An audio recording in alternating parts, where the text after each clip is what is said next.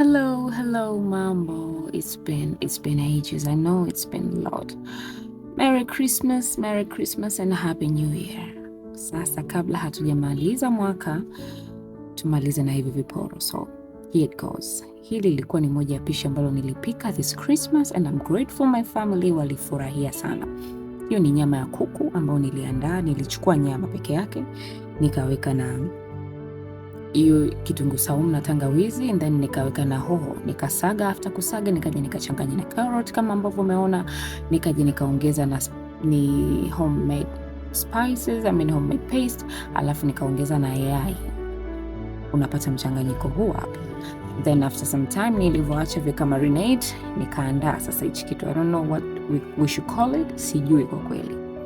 Lakini I tried something new and I love to try new things. I hope you try it na utaniambia how it went. So nikaanza kuweka bwana. Nilikuwa nataka manda ya chapati. So nikapata hii ya sambusa, nikasema let's go with it. Kwa hiyo nikaanza kukata katika mfumo wa shape kama hiyo ambayo umeona hapo, and then napaka sauce. Hiyo sauce nimeandaa, video yake iko nyuma hapo. Inaonyesha jinsi ambavyo nimeiandaa hii sauce, then naweka layer after layer. Unaweka layer ya sauce, unaweka layer ya nyama, and then mwishoni kabisa nikaweka na hoho nyekundu na njano na kitunguu ili kuongeza ladha, na mimi na mafuta kidogo, and then nikaweka kwenye oven kwa moto tu wa 180. Unaendelea ukiweka, unacheck, cause literally I don't know what I made, so sijui. And that it was. Watu walipenda sana. It was amazing. It was unique. Very sorry I got interrupted a bit. Kwa hiyo jamani, I encourage you to try new things. Try new things. Like I always say, cooking is an art. Kwa hiyo jaribu vyovyote vile kitakachotoka, unakuwa unatufundisha na sisi.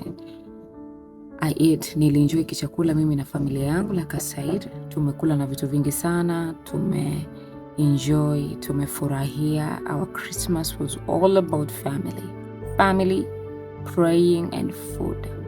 I'm so grateful I made this. I'm so grateful I tried this. And thank you for my family for having patience with me. It takes time to cook. Trust me, it does. Merry Christmas and Happy New Year.